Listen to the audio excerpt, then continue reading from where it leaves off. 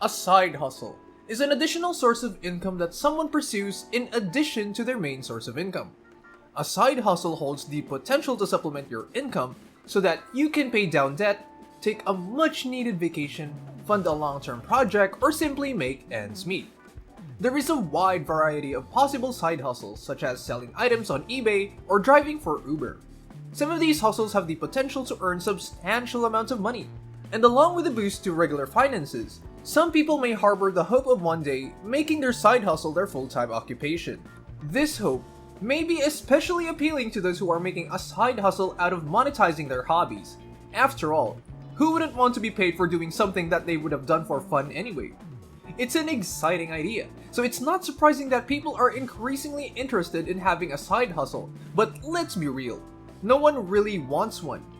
After a long day at the office, nobody thinks, "I can't wait to drive drunk people home from the bar or deal with customer complaints on an eBay store." Sadly, most people require supplemental income and, if they're lucky, have managed to convince themselves that they don't despise them. You've probably heard platitudes like, "You need multiple streams of income," or "Nobody ever got wealthy off 9 to 5," that encourage you to pursue interests outside of your career. It's easy to dismiss side hustle and the broader hustle culture as harmless. After all, what's wrong with ambitious people putting in a little extra effort to earn some spending money?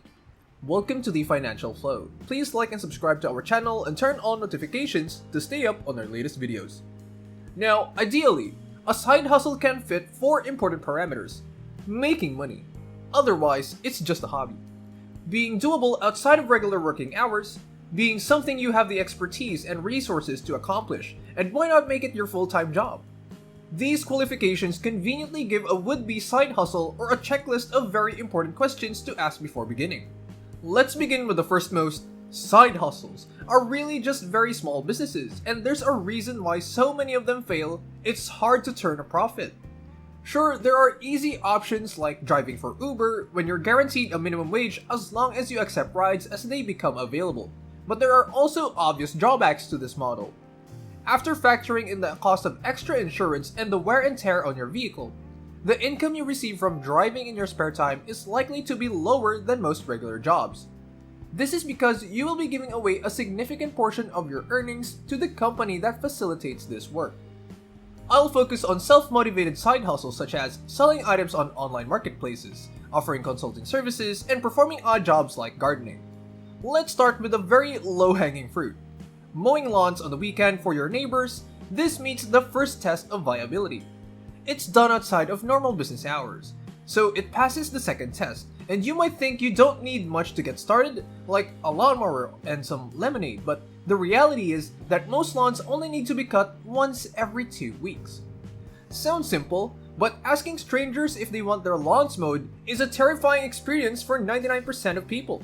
And even those who are confident enough to do it will be surprised at how difficult it is to find enough people to agree with your services to make wasting your weekend worthwhile.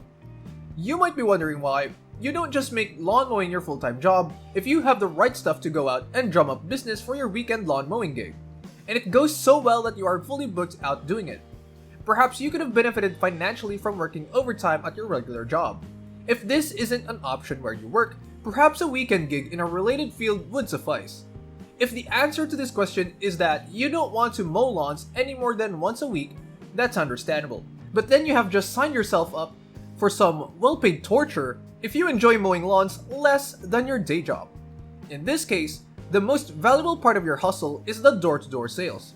If you don't mind doing that, you should pursue a career in sales and stick to what you're good at instead of wasting your weekends lugging a lawnmower around. This is just one example of the many possible side businesses you could start. Rather than taking this as an instruction on how to expand your lawn care business, consider it proof that success in business hinges on narrowing your focus and mastering it. There is a direct correlation between how much money you make in sales and how much time you spend actually closing deals. So a salesperson who is exceptionally good at pushing lawnmowers around won't make as much as one who is exceptionally good at closing deals. Building websites all day long is more lucrative for a web developer than trying to sell socks online. If most millionaires do have 7 streams of income, then who is giving out the correct information here? Well, the source of this assertion is a 2002 IRS study. that followed the fortunes of 6,053 people who died between 1996 and 2002.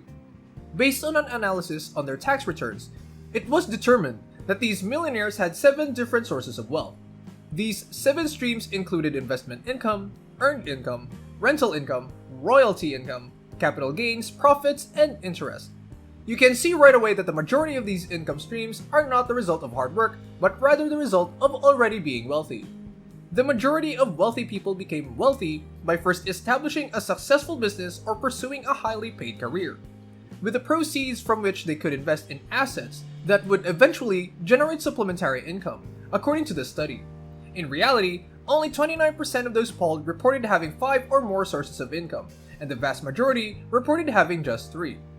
Rich people can have a day job, dividends, and savings account interest. Contrary to what some may lead you to believe when they use this phrase, I'm so sorry to break it to you, but the truth is that nobody ever gets rich by working 6 jobs. Another issue from generalizing from this study is selection bias, which is increasingly prevalent on this channel. Deaths that occurred between 1996 and 2002 were included in this analysis.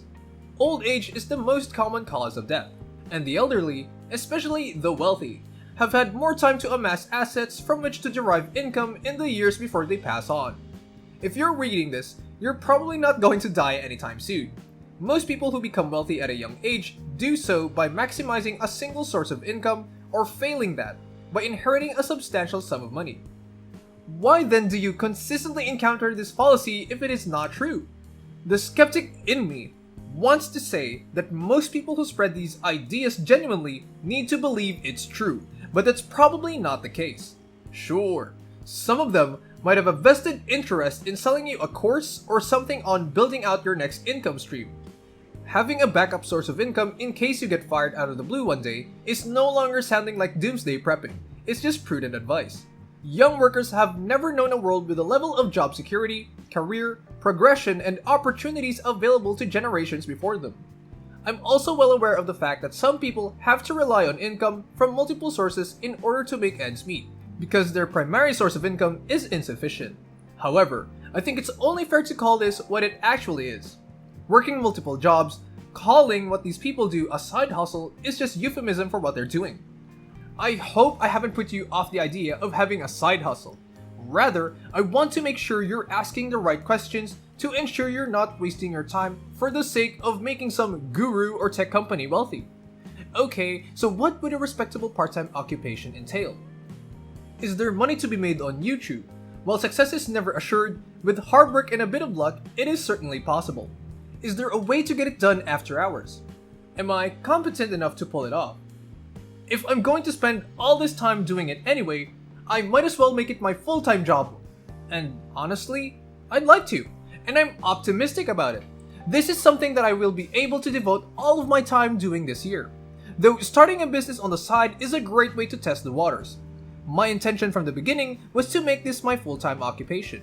It's a good way to get a taste of business ownership without taking on as much financial risk as starting a company from scratch. But if you plan to keep your day job in the long run, what steps should you take to ensure your success? Consider the practice of credit card churning, in which one opens multiple new credit cards, uses the cards to pay for everyday expenses so as to earn sign-up bonuses, and then redeems the bonuses for cash. Anyone with a reasonable credit history can do this. The application process takes only a few minutes to complete, and the potential rewards are worth thousands of dollars. There are people who do this as a full-time job. However, you can only do so much before you hit the limits of the sign-up bonuses available and the number of credit cards the bank will allow you to have open at once. Just because some schmuck on the internet said you should be working 120 hours a week in your 20s doesn't mean you have to do something you hate. Credit card churning is just one example of a side hustle that actually does make sense, and I'm not even saying it's the best one. But it only works to show that if you ask these questions before starting a new project, you won't be sucked into doing something you hate. Thanks for watching. Don't forget to leave a like and subscribe to our channel for more content like this. Have a good one.